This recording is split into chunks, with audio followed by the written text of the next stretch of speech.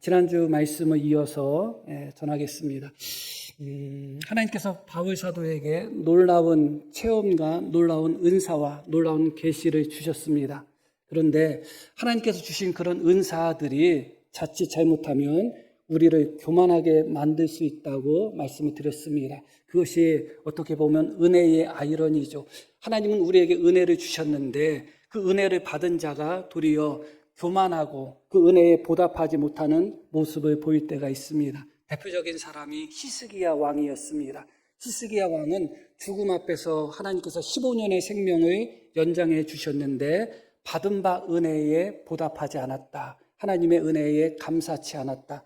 그가 오히려 교만해졌다. 그것이 성경이 우리에게 주는 그런 교훈인 것입니다. 바울도 마찬가지입니다. 수많은 계시를 받은 것이 너무나 커서 자칫 잘못하면 바울 사도가 교만할 수가 있기 때문에 교만하면 하나님을 대적하게 되고 교만하면 하나님의 은혜가 떠나게 되고 또 교만하면 또 하나님으로부터 멀어질 수밖에 없기 때문에 하나님이 바울 사도를 교만치 않게 하기 위하여 육체의 가시를 주셨다. 그 육체의 가시를 사탄의 사자라고 표현하고 있습니다. 바울 사도에게 주신 육체의 가시는 분명히 무엇인가 있을 것입니다. 그러나 우리가 그것이 이것이다 저것이다 단정 지을 수는 없을 것입니다.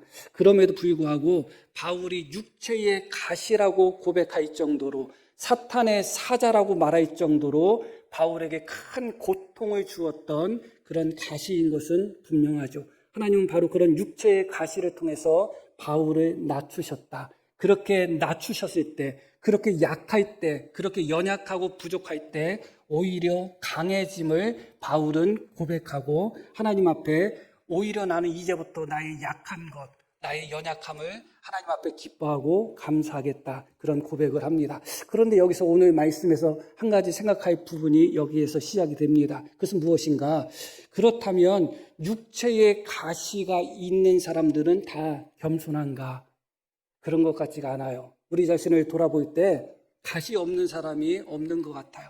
거의 모든 성도들은 다 하나씩 두 개씩 크고 작은 가시들을 가지고 있습니다. 그런데 놀랍게도 하나님은 그 가시를 통하여 낮추시고 겸손하게 만드시고자 하시는데 거의 대부분 사람들이 가시가 있음에도 불구하고 여전히 교만한 것입니다. 왜 그럴까?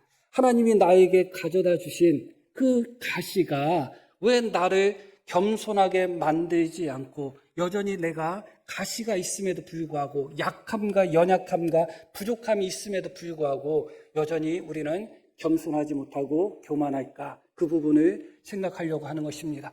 지난주에 바울이 자기를 쳐서 복종시켰다는 말씀을 했습니다. 바울은 영적 훈련, 경건의 훈련을 우리가 상상할 수 없을 정도로 했던 사람입니다. 그것을 가장 잘 보여주는 말씀이 내가 나를 쳐서 복종시켰다는 말씀이에요. 그런데 지난주에 말씀을 드렸듯이 자기가 자기를 쳐서 복종시키는 영적 훈련, 영적 절제, 자기 노력 이런 것을 통해서 우리가 겸손해질 수 있다면 하나님은 바울 사도에게 육체의 가시를 주시지 않았을 거예요. 육체의 가시가 없다 할지라도 바울이 스스로 자기 자신을 치는 것으로 말미암아 스스로 자신의 경건의 노력으로 말미암아 겸손해지고 낮아질 수 있었다면 하나님은 우리의 고통을 기뻐하시는 분이 아니신데 더군다나 바울 사도와 같이 신실한 주의 일꾼이 어디 있어요? 그런 신실한 주의 일꾼이 가시 때문에 날마다 고통당하는 것을 기뻐하시겠어요? 그럼에도 불구하고 하나님이 그런 바울에게 가시를 주셨다는 것은 내가 나를 쳐서 복종시키는 영적 훈련, 자기 절제만 가지고서는 스스로 겸손을 이룰 수 없다는 것입니다. 가시가 꼭 필요했다는 것이죠. 그런데 바로 오늘 말씀은 여기서 시작이 되는 겁니다. 그러면 가시만 있으면 충분한가? 하나님이 우리에게 가시를 주셨으면 그 가시만 있으면 충분하게 우리는 낮아지는가? 충분하게 겸손해지는가? 그것도 아니잖아요. 그것도 아니잖아요. 수많은 사람들이 가시가 있음에도 불구하고 여전히 교만한 모습 속에서 살아가고 있잖아요. 그것은 무엇을 말해주고 있는 거예요? 하나님의 은혜가 오히려 우리를 교만하게 만들 수 있듯이 하나님이 우리를 낮추시기 위해서 보내주신 가시가 있음에도 불구하고 가시만 있다고 해서 당연하게 자연스럽게 낮아지거나 겸손해지는 것이 아니다. 그것입니다. 그러면 무엇이 중요한가? 다시 한번 바울이 자신을 쳐서 복종시켰다는 그 말씀을 기억할 필요가 있어요.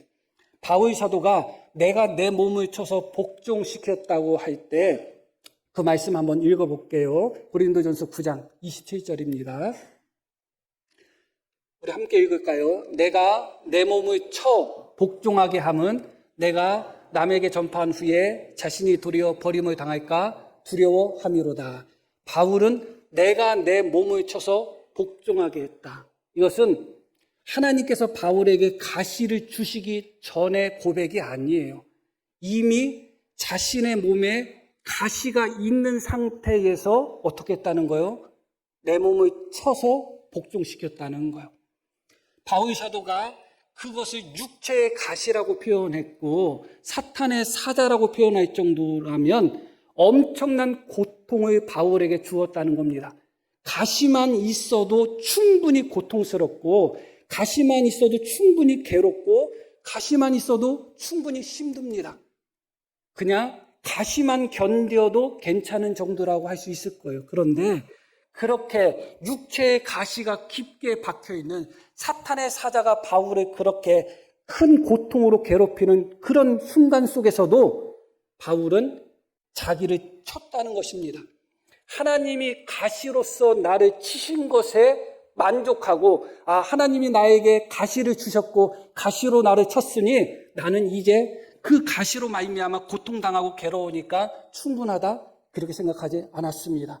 그렇게 몸에 가시가 박혔음에도 불구하고 사탄의 사자로 말미암아 큰 고통 속에 있음에도 불구하고 바울은 자기 자신을 쳐서 복종시켰다. 너무너무 놀라운 말씀인 거예요. 왜 우리가 여전히 우리에게 가시가 있음에도 불구하고 여전히 교만한가? 왜 낮아지지 못하고 있는가? 가시만 있다고 낮아지는 것이 아니에요. 가시가 있는 내 자신을 계속해서 쳐서 복종시키는 그런 영적 경건의 훈련이 같이 동반돼야 되는 것입니다. 그렇기 때문에 어떤 거 하나만 있어서는 안 돼요. 내가 혼자 나를 쳐서 복종시키는 영적 경건의 훈련만 있다고 해서 겸손해지는 것도 아니고 하나님이 나에게 가시를 주셨다고 해서 무조건 겸손해지고 경건해지는 것이 아니에요. 이 두 가지는 언제나 함께 가야 된다. 그런데 여기서 중요한 부분을 한 가지 더 살펴볼 필요가 있어요.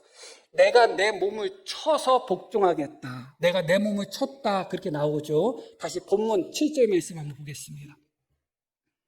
여러 계시를 받은 것이 지극히 크므로 너무 자만하지 않게 하시려고 내 육체의 가시, 곧 사탄의 사자를 주셨으니 자, 함께 읽을게요.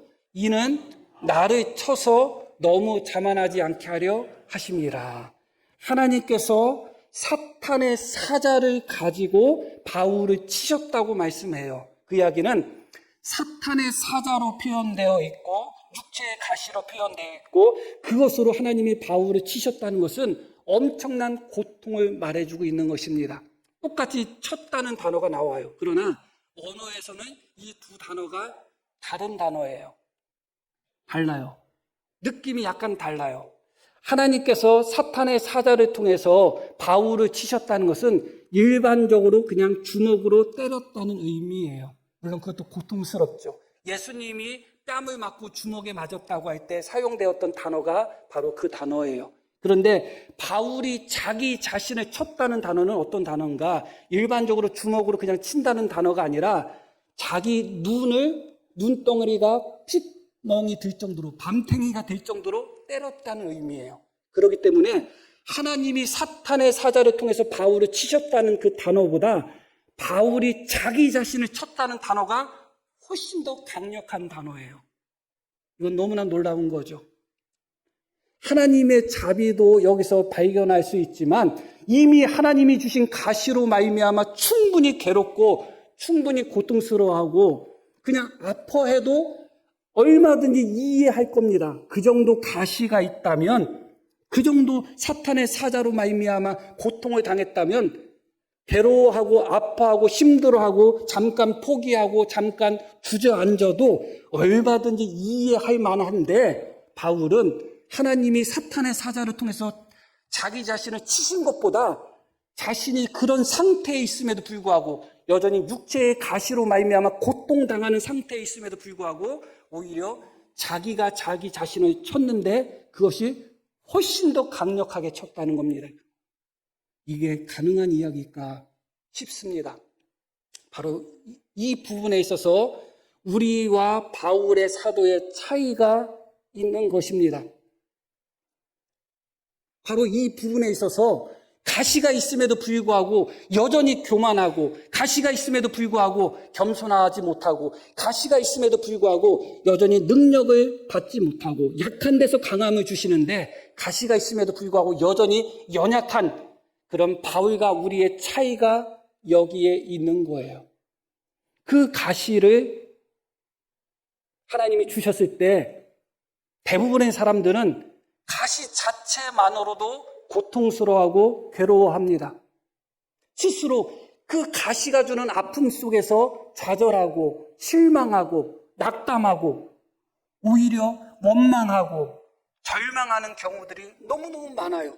이 가시가 나에게 강함이 된다고 생각하며 기뻐하고 감사하지 않고, 가시가 나에게 주어졌을 때 스스로 자기 자신을 불쌍히 여기면서 왜 나만 이런 가시가 있어야 되지? 왜 나만 이런 고통과 아픔이 있어야 되지? 왜 나만 이런 병이 걸려야 되지? 왜 나만 이런 엄마 아빠 못된 사람을 만나야 되지? 왜 나만 남편 지질이 복도 없어서 이런 고통을 당해야지? 이런 등등 대부분 사람들이 하나님이 나에게 가시를 주셨을 때 그 가시로 말미암아 너무 아파하면서, 가시로 말미암아 도리어 절망하고 낙심하고 낙담하고 쓰러지고 넘어집니다.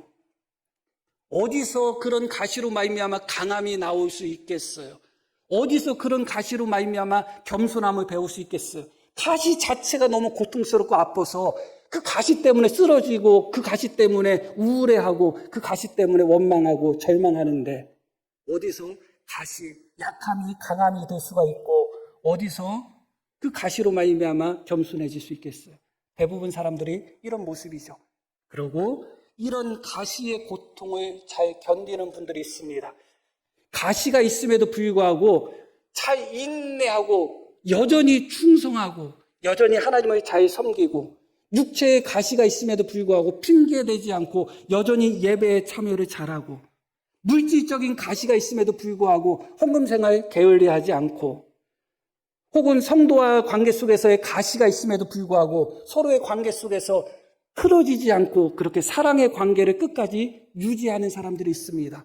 가시가 있음에도 불구하고 잘 참고 잘 인내하고 잘 견디고, 도리어 그 가시로 말미암아 더 영적인 능력을 보여주는 사람들이 분명히 있습니다. 그런데 문제는 그럼에도 불구하고 그들이 빠질 수 있는 함정이 있는 거예요. 그것은 무엇이냐? 교만의 함정인 것입니다. 내가 가시가 있는 상태에서 잘 참고 잘 견디면서 나의 연약함을 고백하고 하나님을 온전히 의지해야 되는데, 그런 가시가 있음에도 불구하고 여전히 충성하고, 그런 가시가 있음에도 불구하고 여전히 신앙생활 열심히 하고, 그런 가시가 있음에도 불구하고 여전히 헌금생활 열심히 하는 내 자신을 스스로 높게 평가하는 것입니다. 너는 조금 어렵고 힘들면 신앙 포기하고, 조금 어렵고 포기하면 힘들면 교회 안 나오고, 이런저런 가시 있으면 원망 불평하는데, 나는 가시가 있어도 이렇게 잘 참고 이렇게 잘 견디고 잘 이겨내고 있어 하면서 도리어 가시를 견디고 참고 하는 것으로 말미암아 겸손해지는 것이 아니라 도리어 더 교만해지는 사람이 있어요. 하나님은 가시를 주시면서 겸손하라 하면서 주셨는데, 스스로는 이 가시가 있음에도 불구하고 하나님을 잘 섬기는 내 자신이 너무 대단해 보여. 내 믿음이 너무 커 보여. 그러다 보니까 도리어 그 가시를 잘 견디는 사람들 중에 교만의 함정에 빠지는 사람들이 많아요. 이것을 저는 사탄의 이중 그물이라고 표현하고 싶어요. 사탄은 우리를 넘어뜨리기를 원합니다. 오늘 말씀 속에서도 사탄의 사자라고 표현하고 있죠. 사탄의 사자가 바울에게 큰 고통을 준 것입니다. 왜 사탄은 그의 사자를 통해서 우리에게 고통을 줄까요? 표면적으로 놓고 보면 1차적인 목표, 첫 번째 그물은 그 고통을 통하여 좌절하고 절망하고 원망하고 포기하도록 만드는 그물이에요. 한마디로 좌절의 그물이라고 할 수가 있겠죠. 대부분의 성도들이 육체의 가시가 너무 고통스럽고 힘들면 대부분 성도들은 포기합니다. 절망합니다. 주저앉습니다. 돌아앉아버려요. 돌아서버리고 어쩌면 그것이 사탄의 첫 번째 그물일 것입니다. 그러나 이 첫 번째 그물에서 벗어났다고 해서 안심할 수 없는 거예요. 이 첫 번째 그물을 잘 통과해가지고 가시가 있음에도 불구하고 여전히 하나님을 잘 섬기고 가시가 있음에도 불구하고 자기가 맡은 직분, 사명 잘 감당하고 가시가 있음에도 불구하고 여전히 신앙생활을 잘하는 사람 중에는 사탄의 두 번째 그물에 빠지는 경우가 많아요. 그것이 무엇이냐? 교만의 그물이에요. 이게 훨씬 더 무서워요. 왜 이것이 훨씬 더 무서운가? 첫 번째 그물에서 사탄에게 낚인 자들은 자기 영혼이 멸망하는 것으로 끝이 나는 겁니다. 스스로 실족하고 스스로 상처받고 스스로 힘들어하면서 신앙생활 못하겠네 하면서 하나님을 떠남으로 말미암아 스스로 자기 영혼이 멸망하는 것으로 끝이 나요. 그러나 그 그물을 통과하고 두 번째 그물, 교만의 그물에 걸린 자들은 자기 영혼만 멸망하는 것이 아니에요. 그렇게 가시를 잘 이겨내서 오히려 겸손함으로 주를 섬기는 것이 아니라 그것이 더 교만의 재료가 된 사람들은 오히려 그 순간부터는 수많은 영혼들에게 상처를 주고 수많은 영혼들에게 절망을 주고 수많은 영혼들을 멸망시키는 그런 길로 걸어가는 경우가 너무 많습니다. 그래서 사실은 두 번째 그물이 훨씬 더 무섭고 이 두 번째 그물이 있다는 것을 대부분 사람들이 깨닫지도 못하는 겁니다. 사탄은 단지 우리에게 고통을 주고 어려움을 줘서 우리로 하여금 포기하도록 만든다. 그 생각밖에 하지 않아요. 그런데 더 무서운 사탄의 그물은 바로 그 교만에서 오히려 그 가시를 잘 이겨냄으로 말미암아 교만함을 품고 교만함으로 말미암아 하나님을 대적하고 성도를 대적하고 교회를 대적하는 그 자리까지 가도록 만드는 그런 사탄의 그물이 훨씬 더 무섭습니다. 그래서 고린도전서 10장 12절에 이렇게 말씀이 나옵니다. 우리가 잘 아는 말씀이죠. 함께 읽겠습니다. 그런즉 선줄로 생각하는 자는 넘어질까 조심하라. 왜 바울이 자기 자신을 쳐서 복종시켰는지, 여전히 가시가 있는 상태인데 왜 자기 자신을 쳐서 복종시켰는지 이 말씀을 통하여 다시 한번 기억할 필요가 있어요.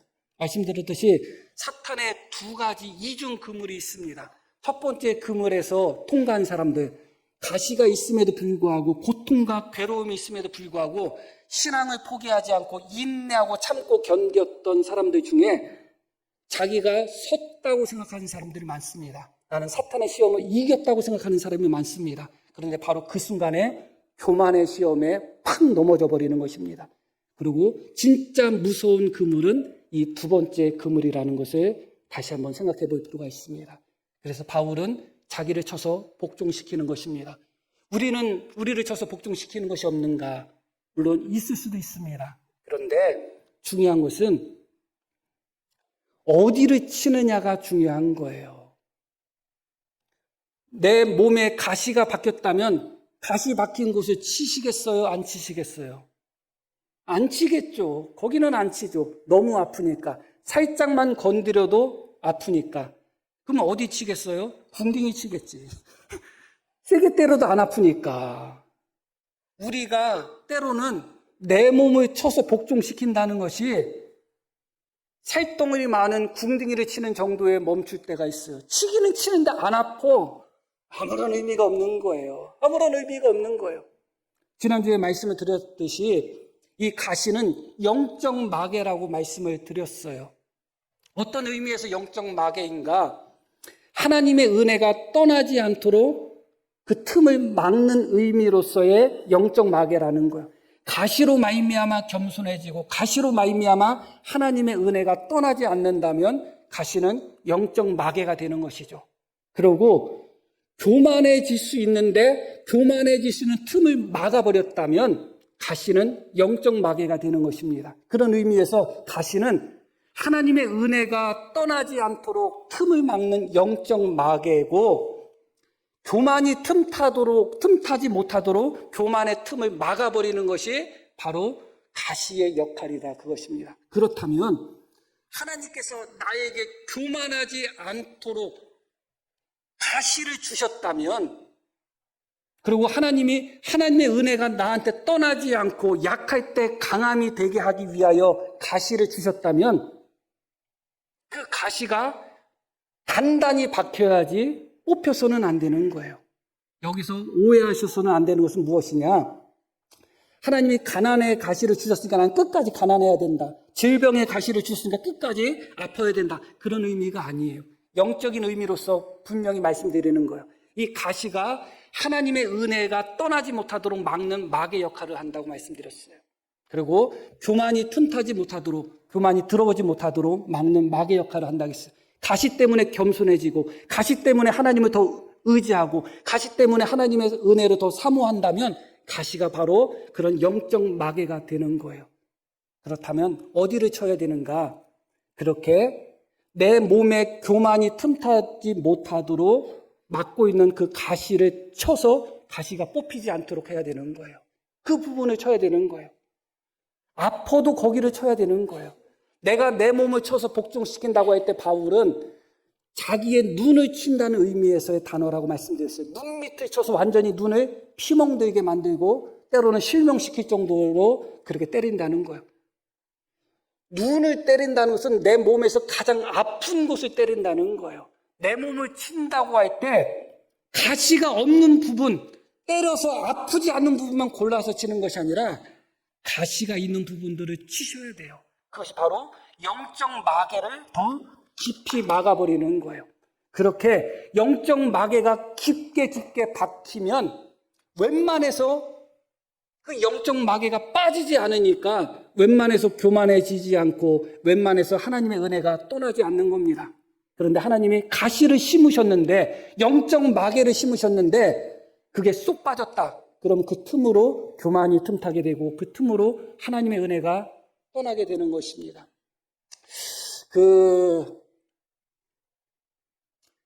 요즘은 제가 탄산음료 중에 일반적인 탄산음료는 잘 안 먹고 건강해 보려고 먹어도 그냥 탄산수 먹고 그렇습니다. 그리고 뭐 어쩔 수 없이 먹게 되면 그래도 그냥 가끔가다 제로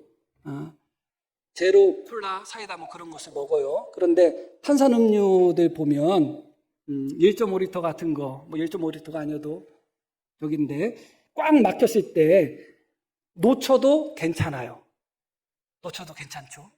그런데 이제 그것을 이제 먹고 이제 누가 달라고 했을 때 뚜껑을 살짝 닫고 주르다가 놓치면 어떻게 돼요? 대단하죠. 탄산음료병에 있는 뚜껑이 꽉 정확하게 밀봉되고 닫혔을 때는 아무리 흔들고 놓쳐도 그 안에 탄산이 나오지가 않아요. 빠져나오지가 않아. 그런데 그 마개가, 뚜껑이 설렁설렁 닫혀 있으면 조금만 흔들거나 놓쳐버리면 완전히 탄산이 삼지사방으로 다 분출되고 튀죠. 다 한 번씩은 경험이 있었을 것입니다.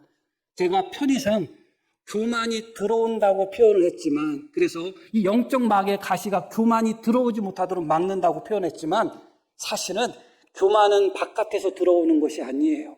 교만은 우리 안에 있는 거예요. 교만의 탄산들이 있어요, 우리 안에. 조금만 자극받으면 튀어나오려고 하는 탄산가스처럼 모든 사람은 그 안에 교만의 가스가 다 있습니다. 교만의 탄산을 가지고 있지 않은 사람이 아무도 없어요. 그러니까 괜찮은 사람 같고 교만하지 않은 사람 같고, 그런데도 어느 순간 별것도 아닌 것 가지고 교만해지고, 별것도 아닌 것 가지고 자만해지고, 별것도 아닌 것 가지고 사람이 변하는 사람이 있습니다. 저 사람 안 그런 사람인데 왜 저렇게 변했지? 조금 돈 벌더니 저렇게 변했네. 조금 출세하더니 변했네. 왜 그럴까요? 그 사람 안에 교만의 가스들이 있었던 거예요. 교만의 가스가 분출될 기회가 없었던 거죠. 그런데 조금 더 잘 살게 되고 조금 성공하게 되고 남들에게 조금 더 인정받게 되면 어느 순간 그 안에 있는 교만의 가스가 부글부글 끓어 넘치는 것입니다. 무엇으로 막을 수 있느냐? 영적 마개로 막는 방법밖에 없고, 영적 마개가 있다 할지라도 살짝 그것이 박혀 있다면 터져 나옵니다. 가시가 있어도 튀어 나오는 거예요. 그렇기 때문에 어디를 치는가? 가시를 쳐야 된다. 가시를 쳐서 더 박아야 된다. 영적 교만이 분출하지 못하도록, 내 안에 있는 하나님의 은혜가 떠나지 않도록 틈을 주지 않기 위해서 더 박아야 된다. 그것이 바로 자기를 쳐서 복종시키는 것이다. 바울은 그 길을 걸어간 것입니다. 사탄은 지금도 우리에게 이중 그물을 내놓습니다. 첫 번째 그물에 통과한 사람들은 스스로 자기가 섰다 생각하며 교만의 그물에 걸려 넘어집니다.